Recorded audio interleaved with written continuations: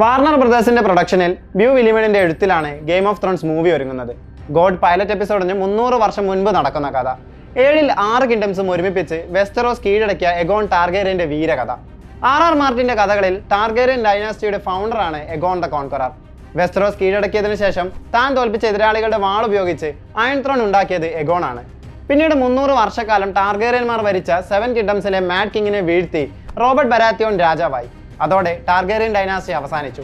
പിന്നീട് വരുന്ന കഥയായിരുന്നു game of throne സീരീസിൽ നിരവധി തവണ മെൻഷൻ ചെയ്യുന്ന എഗോൺ തന്റെ സിസ്റ്റർ വൈഫ്സിന്റെയും ഡ്രാഗൺസിന്റെയും ഒപ്പം വെസ്റ്ററോസ് കീഴടക്കുന്ന വീരേതിഹാസമാകും സിനിമയുടെ പ്ലോട്ട്. ഡ്യൂൺ പോലെ വലിയ സ്കെയിലിൽ ഒരുങ്ങുന്ന പീക്ക് തിയേറ്റർ എക്സ്പീരിയൻസ് ഓഫർ ചെയ്യുന്ന സിനിമയാകും എഗോണിന്റെ കോൺക്വസ്റ്റ്. ഇതേ സ്റ്റോറി ലൈനിൽ ഒരു TV സീരീസ് HBO പ്ലാൻ ചെയ്യുന്നതായും റിപ്പോർട്ടുകളുണ്ട്.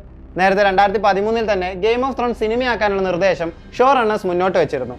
ക്ലൈമാക്സ് 3 ഫീച്ചർ ഫിലിംസായി പുറത്തിറക്കാനായിരുന്നു പ്ലാൻ. എന്നാൽ സീരീസായി മതി എന്ന തീരുമാനത്തിൽ HBO ഉറച്ചു നിൽക്കുകയായിരുന്നു.